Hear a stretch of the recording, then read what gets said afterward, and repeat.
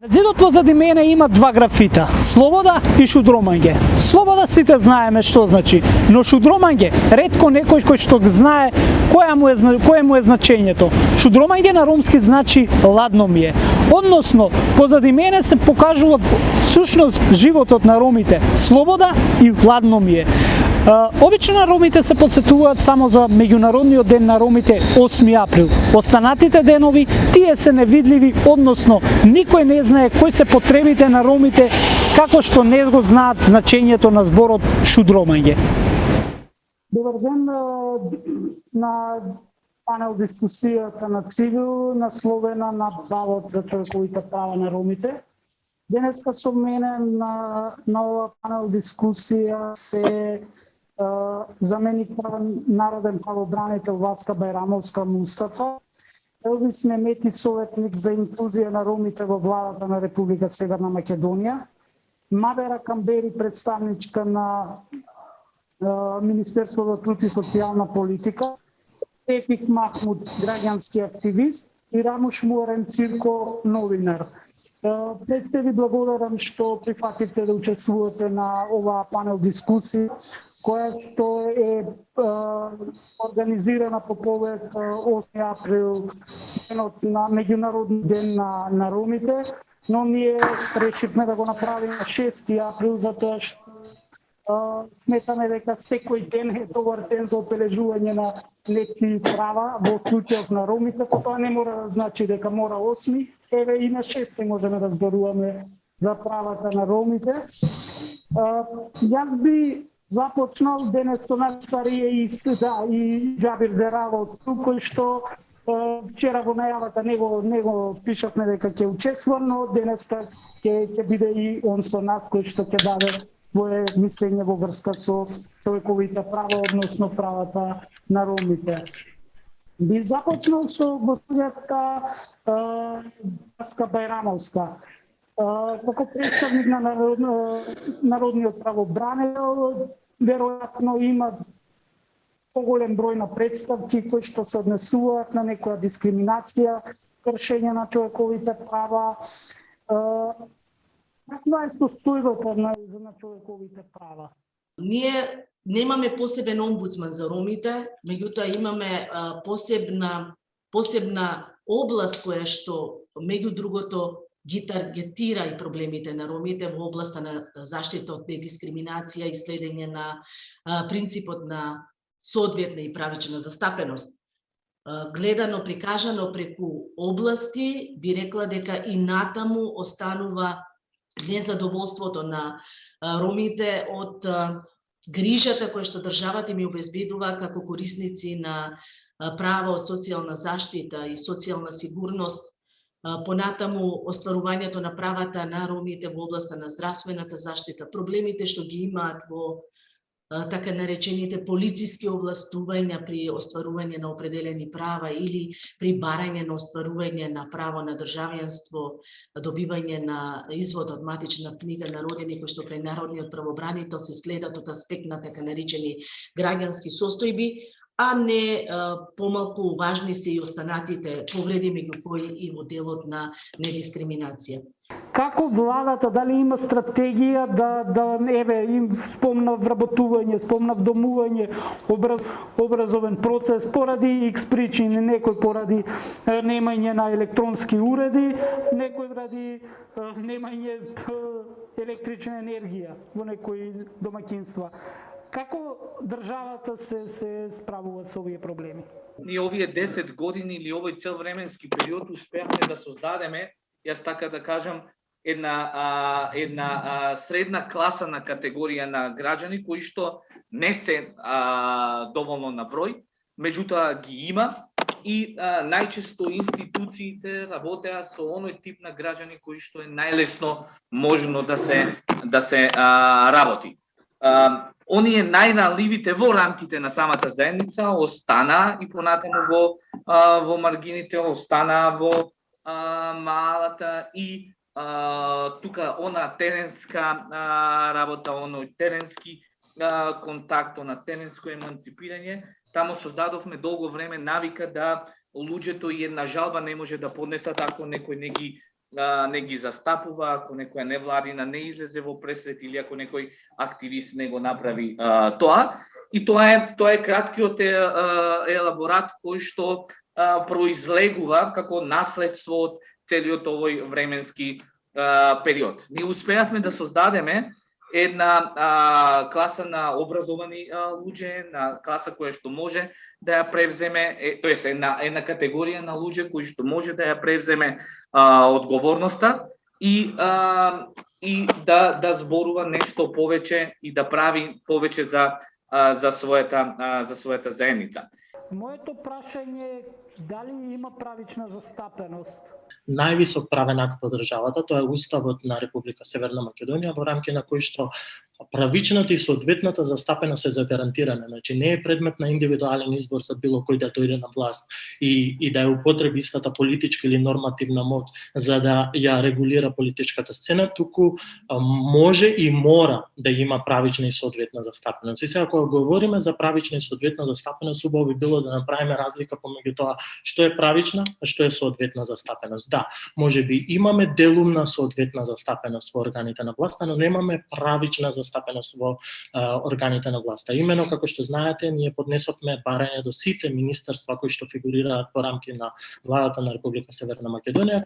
Баравме да видиме колку роми има застапени и да ја регулираме таа некоја правична и соодветна застапеност, односно да имаме индикации за истата. Ќе се обидам јас да ги дадам одговорите што Министерството за труд и социјална политика работи во изминатиот период. Најпрвен би почнала со предучилишното образование, бидејќи предучилишното образование во рамките на Министерството за труд и социјална политика. Овој проект го имплементираме од 2006 година во соработка со Ромскиот едукативен фонд и единиците на локална самоуправа. И годишно од прилика вклучуваме околу 400 деца, роми, бесплатно 2 години пред почетокот на основното образование. Поради ковидот, малку минатата година одеше потешко поради пандемијата и протоколите што владата ги усвои за прием на децата во предучилишно образование. Меѓутоа, годинава во учебната 2020-2021 година во детските градинки се запишани 29.660 деца вкупно од 0 до 6 години, од нив 347 деца се роми, а 89 деца се вклучени преку проектот. Од 2019 година со препорака на владата на Република Северна Македонија до општините, родителите на децата се ослободени од плаќање за престојот на нивните деца. Исто така и Ромскиот едукативен фонд не плаќа за престојот на децата во детските градинки, туку престојот е платен од блок дотациите што ги добиваат општините од Министерството за труд и социјална политика и се имплементира во 21 градинка и секогаш настојуваме да се зголемува секоја година бројот на градовите каде што се имплементира овој проект. Да му дадеме збор на Џабир. Тоа што го гледаме ние веќе со децении, еве ќе зборувам за последните 30 години, гледаме структурна дискриминација на ромите, гледаме стигматизација општо прифатена од практично сите заедници кои живеат во нашата земја, гледаме насилство кое е и структурно, меѓутоа и насилство кое е проширено во соседствата, во заедниците и така натаму. Ова е една ситуација во која и на глобални нивоа гледаме широко распространета идеологија за расната доминација, за расната супериорност во однос на ромите. И тоа е уверување кое е проширено меѓу огромен број луѓе, како во светот, така и во нашата земја, во нашето општество, знаете, можете да припаѓате на било која заедница, меѓутоа знаете дека сте барем малку повредни од ромите. Тоа е уверување, тоа е идеологија, тоа е чувство на супериорност во однос на ромската заедница, колку и да се заедниците мали или дискриминирани од некои поголеми во одредени околности, дали на општинско ниво, дали на државно и така натаму. Ние наследивме состојби од еден 11 годишен режим во кој дискриминацијата беше државен систем. Тоа на по сите хоризонтали и вертикали беше воспоставено како принцип, како нешто кое го живеевме секој ден. Од тоа не можеме многу лесно да се извлечеме и не можеме ни оддалеку, ама баш ни оддалеку, да се надеваме дека било каква владина стратегија или владени мерки, владини практики, колку и да се тие добри, дека тие можат да придонесат кон надминување на таа состојба. Зошто? Заради тоа што мора да се менува општеството, мора да се менува јавната свест, мора да се менуваат животните навики во кои длабоко вкоренета, уште еднаш ќе кажам, е идеологијата на расната супериорност во однос на ромите. Во Скопје извици дискриминации се соочуваш.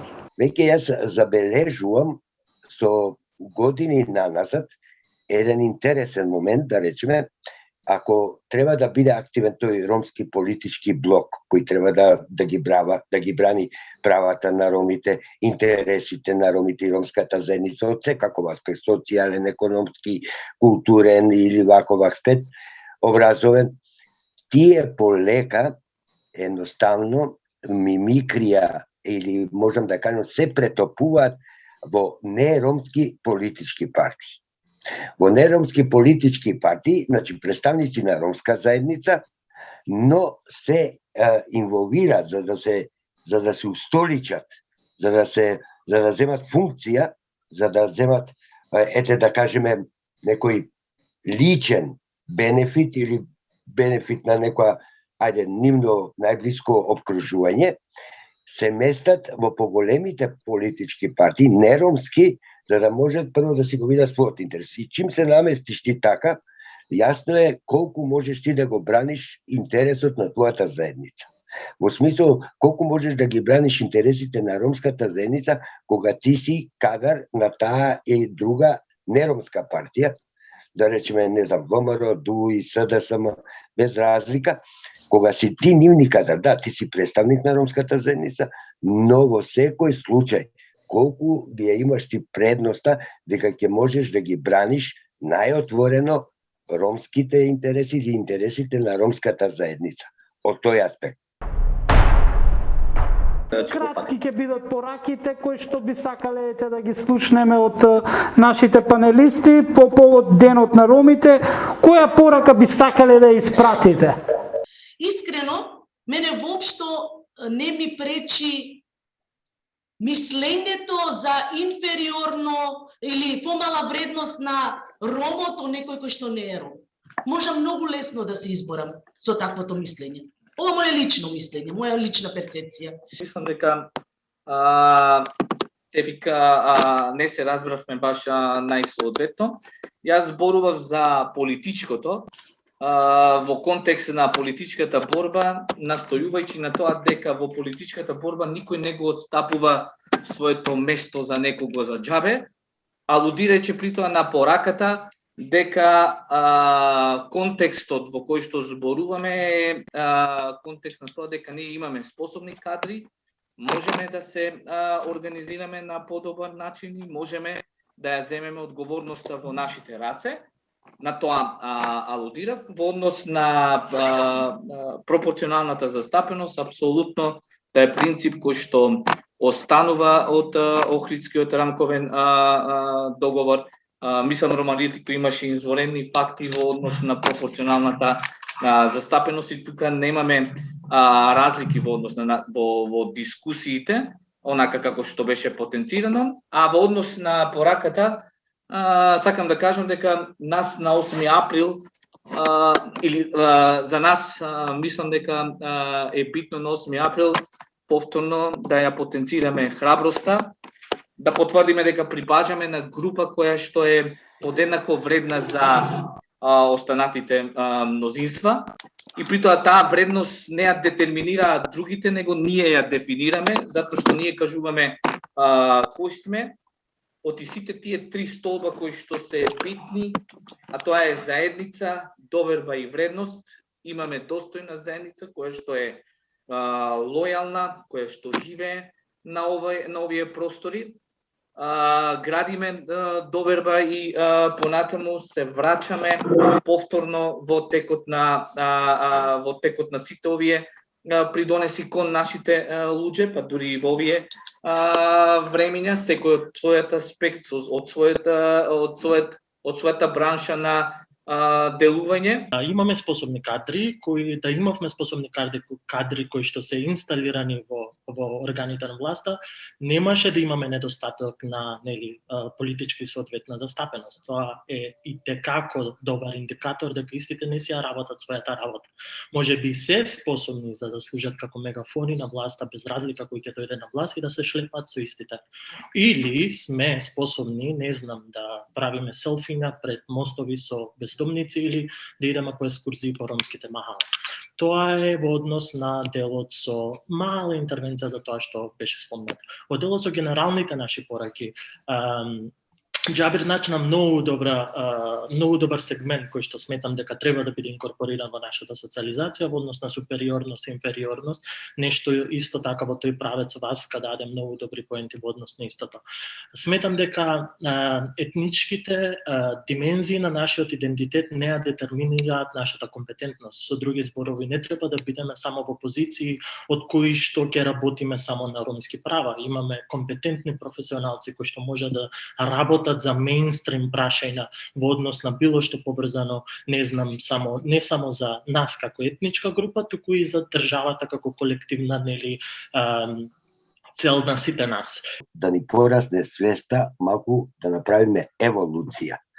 Еволуција, подарек од револуција, или едноставно еволуција на нашите сваќања што значи да си горд, што значи да си ром, што значи да си припадник на оваа заедница, да не се срамиме, да не се плашиме, да сме горди секогаш, но прво да еволуираме, да одбереме она што треба да се одбере, да не преставува, да бидеме горди и да не потпаѓаме под некаков притисок. И затоа ова е мојата порака, значи за целата ромска нација, повеќе да еволуираме него да револуционираме.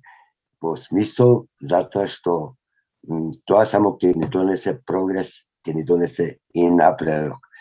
Бутев Бершенге, од 2 април, од 9 романо идентитети. Битно е да се вработуваат роми, меѓутоа на раководни функции, за да можат да допринесат во рамките на своите можности и ингеренции што ги имаат во Министерството за подобра инклузија на ромите во сите сфери, не зборувам само во делот на вработувањето. Исто така сакам да кажам дека колку ќе се акцентира проблемот на ромите во јавноста, во јавниот живот, во политичкиот, зависи од нас сите. Не зависи само од поединци, од сите нас зависи. Колку ние ќе го акцентираме проблемот на ромите во општеството, колку ќе алармираме дека треба нешто да се смени во ова општество. Инфериорна не се чувствувам и препорачувам на сите роми да не се чувствуваат инфериорни. Треба да сме горди што сме роми и секогаш тоа да го потенцираме. Човековите права и слободи им припаѓаат на сите подеднакво. Тоа е после Втората светска војна утврден факт, тоа е темел на меѓународното модерно право воопшто. И имате ситуација во која морате тоа да го запомните и дека не можете на една заедница да ја дадете повеќе права, а на друга да издадете малку помалку права, заради тоа што ви се допаѓа или не ви се допаѓа тоа како изгледа, какви животни или културни или идентитетски обележја има. Човековите права и слободи, исто така, ова е втората порака, се нудат, се даваат и се ставаат на тацна само тогаш кога зад нив стои некој што сака да оствари некои други бенефиции. Човековите права и слободи се бараат и се земаат и се чуваат и се бранат. И третата порака е тоа дека се додека се бориме секој за своите човекови права на индивидуални или колективни нивоа, било како, во било која сфера, не мора да биде само етничката, се разбира, не само етничката, се до тогаш политичките и другите центри на моќта ќе можат да профитираат врз грбот на оние што ги бараат правата само за себе. Заради тоа солидарноста е основен принцип во борбата за човекови права и слободи. И јас ги повикувам сите што ќе го видат ова, да ги запомнат овие три работи, особено принципот на солидарност, а се разбира и да запомнат дека без оглед на тоа колку тие мислат дека можат да даваат човекови права, тие веќе им припаѓаат на луѓето. За правата на ромите не треба да се зборува само еден ден во годината. Борбата за правична застапеност, еднаквост, дискриминација е секојдневна борба.